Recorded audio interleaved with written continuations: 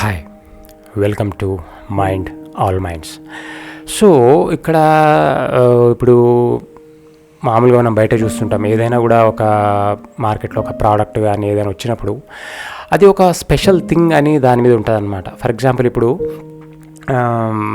నేను మామూలుగా ఒక రెస్టారెంట్కి వెళ్ళినప్పుడు అక్కడ నో ఎంఎస్జీ యాడెడ్ అంటే అదే మన మోనోసోడియం గ్లూటమేట్ అంటే అది మన అజినోమోటో అంటాం కదా, టేస్టింగ్ సాల్ట్ అదనమాట. సో అదేంటంటే మనకు ఒక టేస్ట్ వస్తుంది ఫ్రైడ్ రైస్లో కానీ లేకుంటే ఫ్రైడ్ చికెన్లో అట్లాంటి వాటి.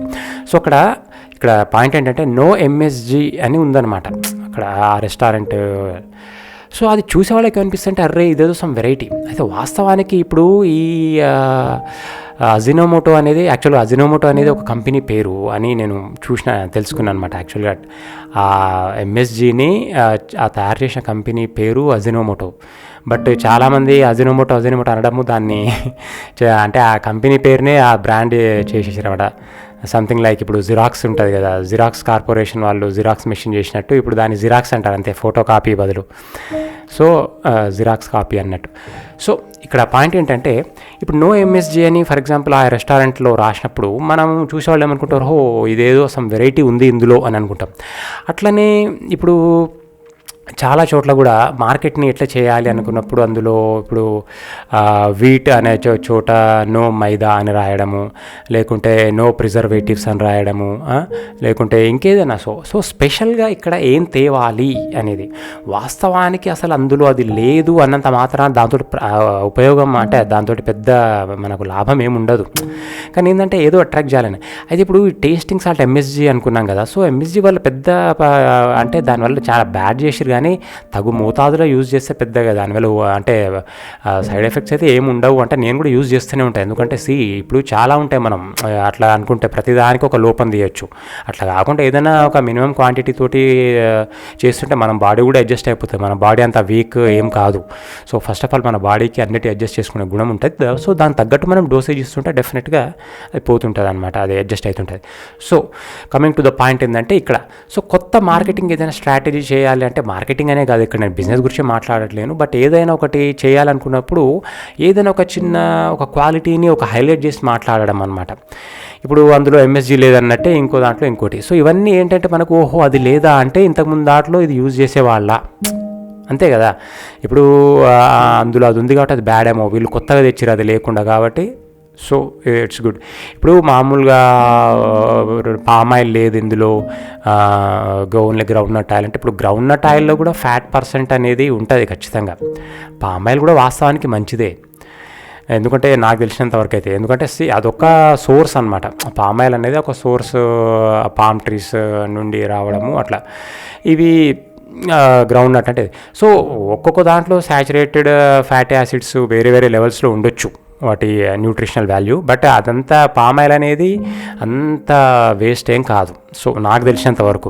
బట్ మనం ఏమనుకుంటాం, దాన్ని సమాజంలో ఏమంటారు, అది పామ్ ఆయిల్ వేస్ట్, అది గ్రౌండ్ నట్ ఆయిల్ పల్లి నూనె బాగుంటుంది అంటే, నిజానికి 40% అనేది అది ఎందులో ఎక్కువ ఉంటుంది ఎందులో తక్కువ ఉంటుంది అని చూస్తే అర్థమవుతుంది, అంతేగాని. అయితే నేను చూసినంత వరకు అయితే ఒకటి సమాజంలో సరే నేను ఎగ్జాక్ట్ వాల్యూస్ ఇవేం నేను డిస్కస్ చేయదలుచుకోలేదు, బట్ ఏదైనా ఒక దాని గురించి నెగిటివ్ ప్రచారం చేసినంత అయితే నిజానికి అందులో అంత నెగిటివ్ ఉండదు.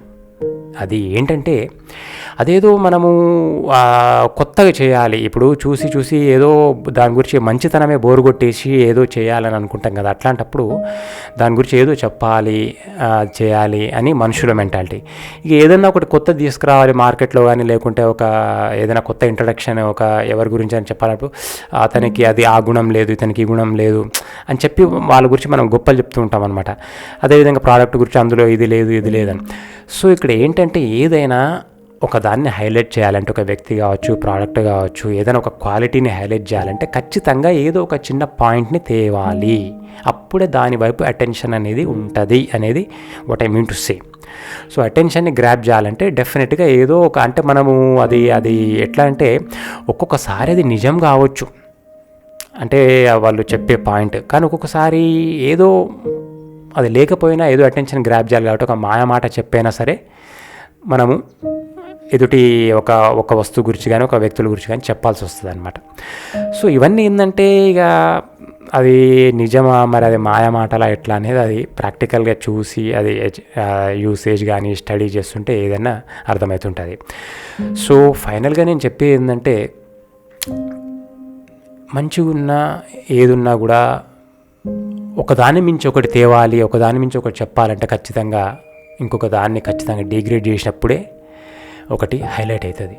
సో డిగ్రేడ్ కావాలంటే ఒక దాన్ని హైలైట్ చేయాల్సిందే ఖచ్చితంగా. అంతేగాని ఇక రెండింటిని ఈక్వల్ అది మంచిదే ఇది మంచిది అంటే మన మనస్సు ఒప్పుకోదు. మనుషులు కూడా ఏంటంటే అది ఇది సేమే కదా, ఇందులో ఏముంది అనేది వస్తుంది అనమాట.